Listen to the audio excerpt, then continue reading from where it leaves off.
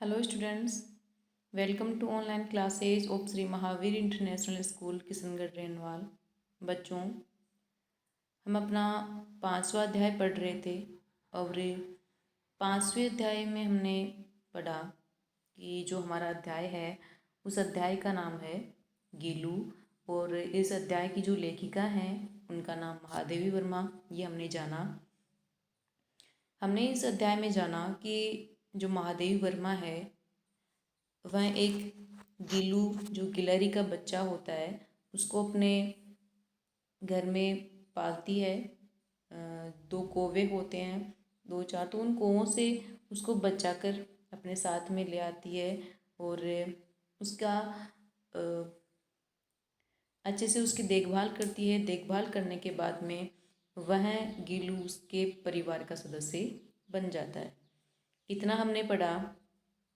इससे आगे पढ़ते हैं हम आज, यानी किस प्रकार गिल्लू बड़ा होता है और किस प्रकार वह लेखिका के साथ में रहने लग जाता है। इतना हमने पढ़ लिया था कि कई घंटों के उपचार के बाद में उसके मुंह में जो थोड़ा सा एक दो बूंदे पानी की उसके मुंह में टपकाई गई और तीसरे दिन वह इतना ठीक हो गया था, इतना आश्वस्त हो गया था कि जो लेखिका थी उसके पंजों को अपनी अंगुली में रखता और जो उसकी आंखें थी मोती के समान, उस आंखों से इधर उधर देखने लग गया था। इसके आगे पढ़ते हैं आज। 3-4 मास में उसके स्निग्ध रोएं, झब्बेदार पूंछ और चंचल चमकीली आंखें सबको विस्मित करने लगी। और जो ही वह 3-4 महीने का हुआ, 3-4 महीने में उसके जो स्निग्ध, स्निग्ध का अर्थ होता है कोमल, स्निग्ध का अर्थ क्या होता है? कोमल। उसके जो कोमल रोए थे अर्थात कोमल जो उसके शरीर पर छोटे छोटे कोमल कोमल बाल थे, झब्बेदार पूंछ और चंचल चमकीली आंखें सबको विस्मित यानी आश्चर्यचकित करने लगी। और जो ही वह 3-4 महीने का हुआ उसके शरीर पर जो कोमल बाल थे वो बाल और उसकी झब्बेदार यानी गुच्छे से भरी हुई खूब घने बालों की जो पूंछ थी वो सभी को आश्चर्यचकित करने लगी था। तो 3-4 महीने में बहुत ही सुंदर, बहुत ही अच्छा हो गया। हमने उसकी जातिवाचक संज्ञा को व्यक्तिवाचक संज्ञा का रूप दे दिया। जातिवाचक संज्ञा कैसे?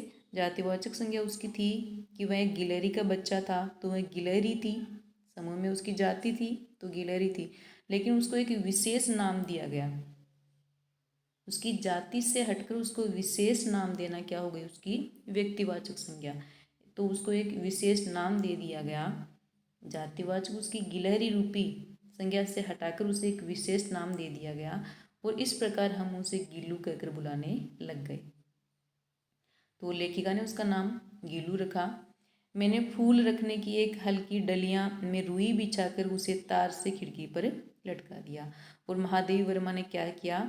एक फूल रखने की एक हल्की सी डलियां थी, एक डिब्बा था, तो उसमें रुई बिछाई गई और रुई बिछाकर उस डिब्बे को तार से खिड़की के ऊपर लटका दिया गया। और ये जो डिब्बा था जिसमें रुई बिछाई गई वो स्थान इस गिल्लू के रहने का बनाया गया।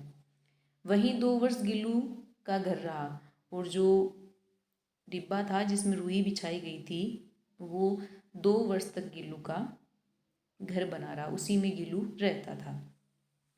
वह स्वयं हिलाकर अपने घर में झूलता और अपने कांच के मनको सी आंखों से कमरे के भीतर और खिड़की से बाहर न जाने क्या देखता समझता रहता। जो गिल्लू था वह 2 वर्ष तक उसी घर में रहा और स्वयं ही अपने घर को हिलाता रहता और स्वयं ही उसमें झूलता रहता। और उसकी जो आंखें थी ऐसे लग रही थी मानो कोई कांच के जो मनके हैं उन मनकों की सी उसकी आंखें लग रही थी, मोतियों की सी उसकी आंखें लग रही थी। तो उस आंखों से वह कमरे के भीतर देखता और कभी खिड़की से बाहर देखता रहता। तो पता नहीं वो क्या देखता रहता, पर रोजाना का उसका काम था कि अपने घर को हिलाता रहता और अंदर बाहर देखता रहता। परंतु उसकी समझदारी और कार्यकलाप पर सबको आश्चर्य होता था।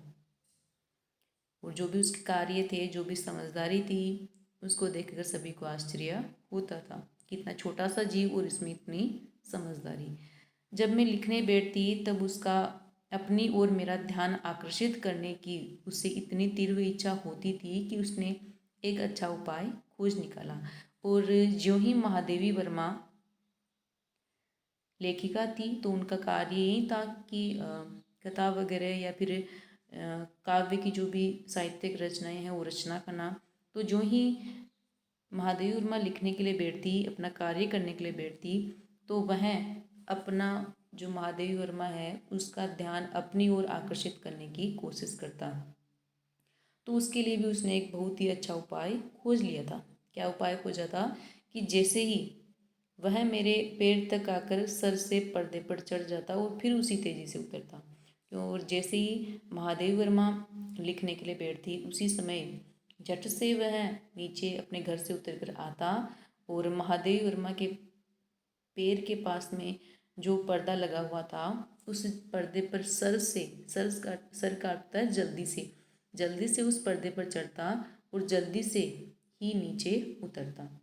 उसका यह दौड़ने का क्रम तब तक चलता रहता जब तक मैं उसे पकड़ने के लिए न उठती, और वह तब तक उस पर्दे पर चढ़ना उतरना करता रहता था जब तक महादेवी वर्मा उसे उठकर पकड़ती नहीं।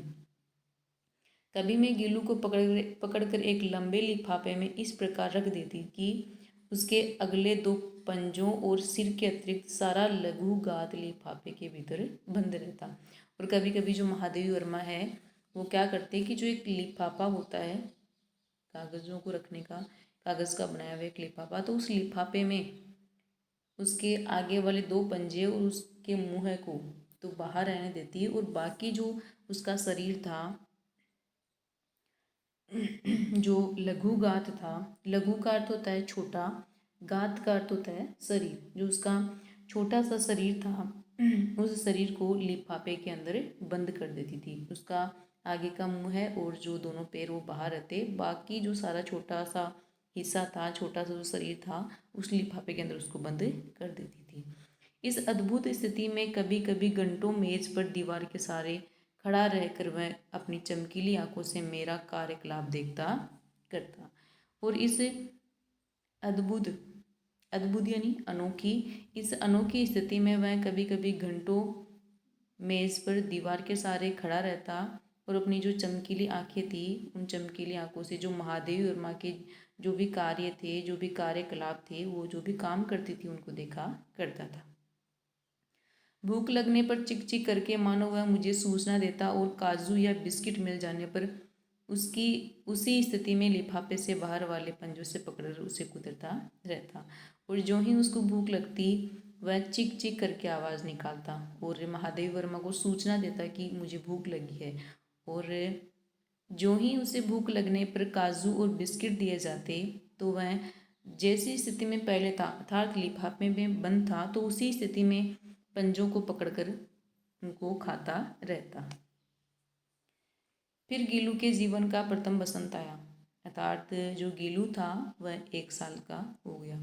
जो गिलहरी होती है उसकी आयु होती है 2 वर्ष की, गिलहरी की आयु 2 वर्ष ही मानी जाती है। तो गीलू 1 वर्ष का हो गया, यानी उसके जीवन का प्रथम वसंत आया, 1 साल का वह हो गया। नीम चमेली की गंध मेरे कमरे में होले होले आने लगी। बाहर की गिलहरियाँ खिड़की की जाली के पास आकर चिक चिक करके न जाने क्या कहने लगी। और जो गीलू था वह 1 साल का हो गया तो वहाँ का वातावरण बहुत ही अच्छा हो गया। और जो बाहर की जो गिलहरियाँ थी, गिलहरियों के जो बच्चे थे सभी गीलू के पास में आते और उसके साथ में खेलने का प्रयास करते थे और पता नहीं चिक चिक करके उसे क्या कहने का प्रयास करते थे। गीलू को जाली के पास बैठकर अपनेपन से बाहर झांकते देखकर मुझे लगा कि इसे मुक्त करना आवश्यक है। और जो ही जो बाहर की गिलहरियाँ हैं उसकी जाली के पास में आती और आवाज़ निकालती तो जो महादेवी वर्मा है उसने सोचा कि ये गीलू अंदर ही बैठा रहता है और उनको देखा करता है, तो क्यों ना मैं इसे भी खुला छोड़ दूँ जिससे कि वह इनके साथ में खेल सके। तो गीलू को जाली के पास बैठा देखकर अपनेपन से बाहर झांकते मैंने देखा, महादेवी वर्मा ने देखा कि जो गीलू है, जो गिलहरी का बच्चा था, वो बार बार जाली के पास में बैठकर अपनेपन से उनको देखता रहता। तो महादेवी वर्मा ने सोचा कि मुझे इसे मुक्त करना चाहिए, मुझे इसे स्वतंत्र करना चाहिए, जिससे कि ये इनके पास में जाकर खेल सके। मैंने कीले निकालकर जाली का एक कोना खोल दिया और इस मार्ग से गिल्लू ने बाहर जाने पर सचमुच ही मुक्ति की सांस ली। इतने छोटे जीव को घर के पले कुत्ते बिल्लियों से बचाना भी एक समस्या ही थी, और महादेवी वर्मा ने उस जाली की कील निकाली और वहाँ पर आने जाने का रास्ता उसके लिए बना दिया। और जो ही महादेवी वर्मा ने उसे खोला, मुक्त किया, तो सचमुच ही मुक्ति की सांस ली। उसे बहुत ही संतुष्टि की प्राप्ति हुई, यानी वो बहुत ही प्रसन्न हुआ। इतने छोटे से जीव, यानी महादेवी वर्मा के घर में और भी जीव थे, जैसे कुत्ते थे, बिल्ली थी, गाय थी। तो जो महादेवी वर्मा है पालतू जानवरों को खूब पाला करती थी, तो उनके साथ में इस छोटे से जीव को बचाना उनके लिए एक थोड़ा मुश्किल काम था, क्योंकि जो कुत्ते और बिल्लियां हैं इनका भोजन गिलहरी चूहे यही होते हैं। तो कुत्ते बिल्लियों से इनको बचाना थोड़ी समस्या थी। आवश्यक कागज पत्रों के कारण मेरे बाहर जाने का कमरा बंद ही रहता था, और आवश्यक कागज पत्र थे, तो इनके कारण जो महादेवी वर्मा है उनका जो बाहर का कमरा होता था वो बंद ही रहता था। मेरे कॉलेज से लौटने पर जैसे ही कमरा खोला गया और मैंने भीतर पैर रखा, वैसे ही गिल्लू अपने जाली के द्वार से भीतर आकर मेरे पैर से सिर और सिर से पैर तक दौड़ लगाने लगा। तब से यह नित्य का क्रम हो गया। और जैसे ही महादेवी वर्मा अपना पूरा बाहर का काम करके, बाहर कार्य करके वापस घर पर लौटती, तो गिल्लू उनके आते ही कमरे के अंदर प्रवेश कर जाता और उनके पैर से सिर तक जो पर्दा था उस पर्दे पर घूमता रहता, दौड़ लगाता रहता, और यह उसका नित्य का था, रोजाना का कार्य हो गया था। मेरे कमरे से बाहर जाने पर गिल्लू भी खिड़की की खुली जाली की तरह की राह बाहर चला जाता और दिन भर गिलहरियों के झुंड का नेता बना हर डाल पर उछलता कूदता रहता, और ठीक 4 बजे वह खिड़की से भीतर आकर अपने झूले में झूलने लगता। और जो ही महादेवी वर्मा अपने कमरे से बाहर जाती, तो गिल्लू भी जाली से बनी हुई जो उसका रास्ता था खिड़की के द्वारा उससे बाहर चला जाता। दिन भर जो गिलहरियों का झुंड था उनके साथ में खेला करता, और जो ही 4 बजते, तो 4 बजने के बाद में वह फिर अपने घर में अर्थात अपने झूले में वापस चला आता। तो उसका ये रोजाना का कार्य हो गया था। मुझे चौंकाने की इच्छा उसमें न जाने कब और कैसे उत्पन्न हो गई, और जो महादेवी वर्मा थी उनको आश्चर्यचकित करने की, उनको चौंकाने की जो इच्छा थी, वो जो गिल्लू है उनमें उसमें उत्पन्न हो गई था। तो महादेवी वर्मा को कहीं पर छुप जाता था, कहीं पर बहुत देर तक उनको दिखाई नहीं देता था, तो ऐसे छुप पर उनको चौंकाता रहता था। कभी फूलदान के फूलों में छिप जाता, कभी पर्दे की चुन्नट में, और कभी सोन जूही की पत्तियों में, क्योंकि वो छोटा सा तो जीव था, तो इस कारण वो कभी तो फूलों में छुप जाता, कभी पर्दे के पीछे छुप जाता, और कभी जो सोन जूही जो लता थी, जो छोटा सा पौधा था, उसके पत्तियों में वो छुप जाया करता था। मेरे पास बहुत से पशु पक्षी हैं और उनको मुझसे लगाव है। महादेवी वर्मा ने बहुत सारे पशु पक्षी पालतू पाल रखे हैं, और उनसे उनको बहुत ही ज़्यादा लगाव भी है, बहुत ही ज़्यादा प्रेम भी कम नहीं है। परंतु उनमें से किसी और को मेरे साथ मेरी थाली में खाने की हिम्मत हुई है ऐसा मुझे स्मरण नहीं आता। बहुत सारे जीव जंतु उन्होंने पाल रखे हैं, पर कोई भी ऐसा जीव जंतु नहीं था जो उनकी थाली में उनके साथ में बैठकर खाना खा सकता था। यानी ऐसा उनको कभी भी स्मरण नहीं हुआ, याद नहीं आया कि ऐसा कोई जीव जो उनके साथ में बैठकर खाना खाता था। गिल्लू इसमें अपवाद था, लेकिन गिल्लू क्या था, इसमें अपवाद था। अपवाद क्या होता है, जो नियमों के जो विरुद्ध होता है कोई, वो क्या होता है, अपवाद। सारे कोई भी ऐसे नहीं थे जो बैठकर खाना खाते थे, लेकिन जो गिल्लू था वह इन सब का अपवाद था, अर्थात उल्टा था। वह महादेवी वर्मा के साथ में बैठकर ही खाना खाता था।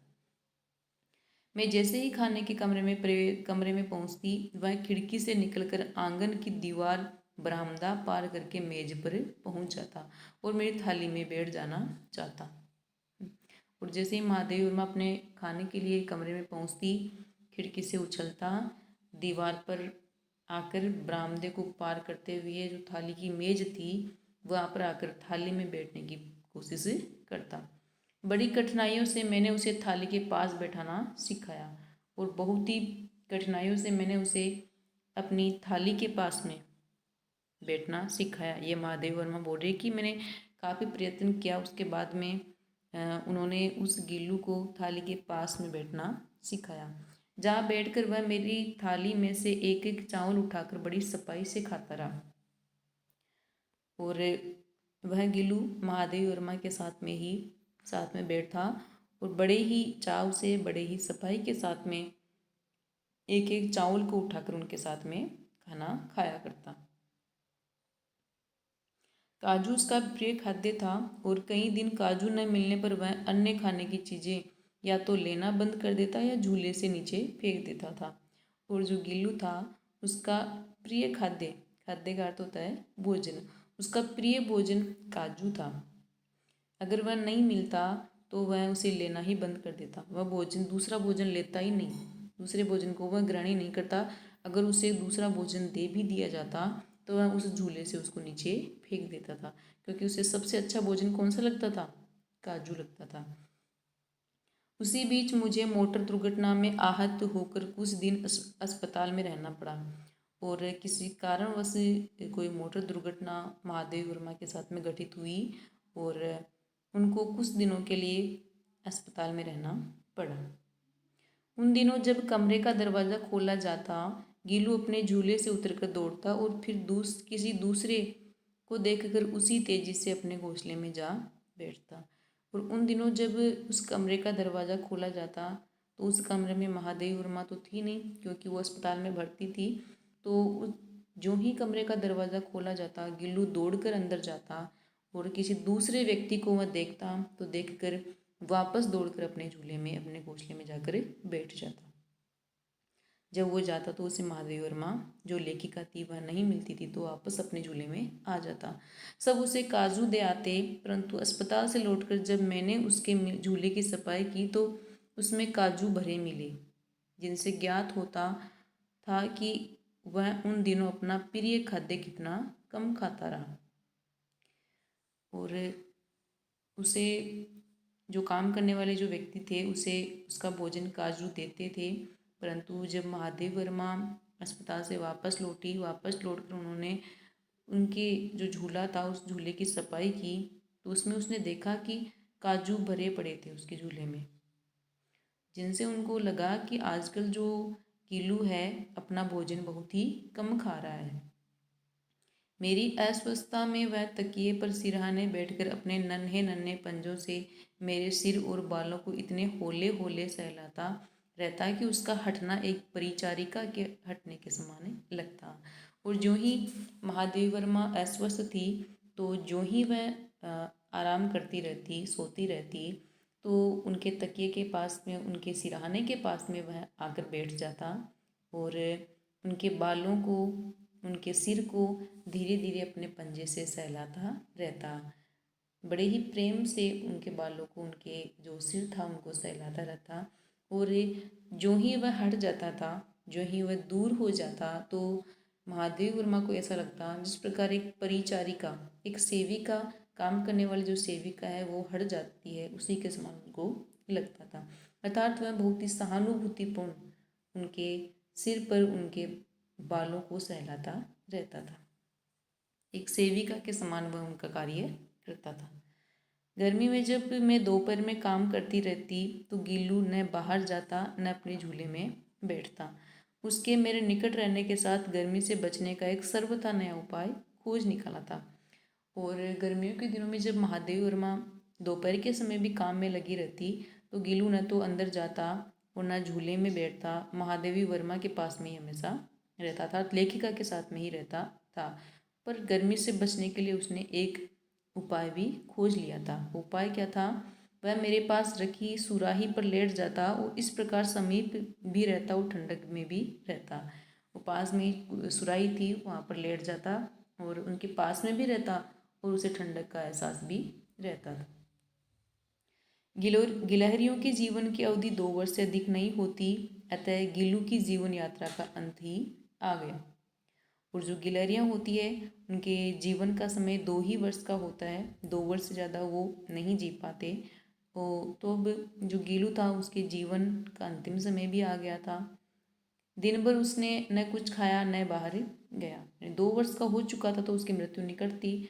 तो उस दिन, जिस दिन उसकी मृत्यु होने वाली थी, वह न तो उसने दिन भर में कुछ खाया और न ही अपने जो झूला था उससे बाहर आया। रात में अंत की यातना में भी वह अपने झूले से उतरकर मेरे बिस्तर पर आया और ठंडे पंजों से मेरी वही उंगली पकड़कर हाथ से चिपक गया। और रात के समय जब उसकी अंत का समय था, जब उसके कष्ट का समय था, यातना का अर्थ होता है कष्ट, उस कष्ट के समय में भी वह अपने झूले से निकलकर बाहर आया, महादेव वर्मा के पास में गया और अपने ठंडे से पंजों से वही अंगुली उसने पकड़ी जो पहली बार उसने पकड़ी थी, और उसी अंगुली से पकड़कर वह चिपक गया, जिसे उसने अपने बचपन की मरणासन स्थिति में पकड़ा था। उसने वही अंगुली पकड़ी जो अंगुली उसने बचपन में, जो उसकी मरणासन की स्थिति थी, मरणासन था मरने की सी जो स्थिति थी, उस स्थिति में से महादेव वर्मा ने उसे बचाया था। वही अंगुली पकड़कर वह बैठ गया। पंजे इतने ठंडे हो रहे थे कि मैंने जागकर हीटर जलाया और उससे उष्णता देने का प्रयत्न किया, क्योंकि सर्दियों का समय था और सर्दियों के समय में उसके जो पंजे थे वो बहुत ही ज़्यादा ठंडे हो रहे थे। तो महादेव वर्मा ने जागकर हीटर जलाया, उसको गर्मी प्रदान करने के लिए उससे उष्णता देने का प्रयत्न किया, परंतु प्रभात की प्रथम किरण के स्पर्श के साथ ही वह किसी और जीवन में जागने के लिए सो गया। अर्थात जो ही सुबह हुई तो सुबह सूरज की पहली किरण के साथ में उसकी मृत्यु हो गई। उसका झूला उतरा कर रख दिया गया और खिड़की की जाली बंद कर दी गई। और जो गीलू था उसकी मृत्यु हो गई। सारी रात वह महादेव वर्मा के पास में रहा और जो ही सुबह हुई, सूर्य उदय हुआ, सूर्य उदय को होते ही उसकी मृत्यु हो गई। ना उसकी कोई बीमारी नहीं हुई। क्यों? उसकी मृत्यु इसलिए हुई क्योंकि इनका जो समय है वो 2 ही वर्ष का होता है, इसका जीवन काल 2 ही वर्ष का होता है। तो इस कारण उसका अंतिम समय आ गया था, उसकी मृत्यु हो गई। और उसकी मृत्यु हो जाने के बाद में महादेव वर्मा ने उसका झूला उतरा कर रखवा दिया और जो खिड़की थी उसकी जाली को भी बंद करवा दिया। परंतु गिलहरियों की नई पीढ़ी जाली के उस पार चिक चिक करती ही रहती और सोन जूही पर वसंत आता ही रहता। और जो गिलहरियाँ थी वो उसी जाली के पास में आती और आवाज़ निकालती रहती, और जो सोन जूही थी उस पर भी वसंत आता ही रहता। परंतु जो गीलू था वह नहीं था तो उसकी मृत्यु हो चुकी थी। सोन जूही की लता के नीचे गीलू को समाधि दी गई और गीलू की मृत्यु के बाद में जो सोन लता की जो बेल थी, सोन जूही की जो बेल थी, छोटा सा पौधा था, उसके नीचे गीलू को दफना दिया गया। इसलिए भी कि उसे वह लता सबसे अधिक प्रिय थी, और वो इसलिए क्योंकि जो बेल थी वो लता थी उसको बहुत ही ज़्यादा प्रिय थी। इसलिए भी कि उस लघुगात का किसी वासंती दिन जूही के पिता व छोटे फूल में खिल जाने का विषय मुझे संतोष देता। और ये इसलिए भी उन्होंने उसके नीचे दफनाया क्योंकि महादेव वर्मा को लगता था कि जो ये छोटा सा शरीर है, लघुगात यानी गीलू का जो छोटा सा शरीर है, ये किसी न किसी दिन एक इसी जो सोन जूही की जो लता है, इस लता में एक पीले फूल के रूप में किसी न किसी दिन वापस खिलेगा। ये उनको विश्वास था, तो इसीलिए महादेव वर्मा ने उनको वहीं पर दफना दिया। तो ये हमारा अध्याय पूरा हुआ। मरणासन स्थिति यानी मरने वाली हालत, उष्णता यानी गर्माहट, पीताभ यानी पीले रंग का। उच्चारण अभ्यास है स्मरण, लघु प्राण, स्वर्णिम, दूरस्थ, काकद्वय, स्निग्ध, निश्चेष्ट, उष्णता, समाधि और लघुगात। ये हमारे उच्चारण अभ्यास हैं। ठीक है। ये अध्याय हमने आज पूरा पढ़ा। कल हम आगे पढ़ेंगे हम।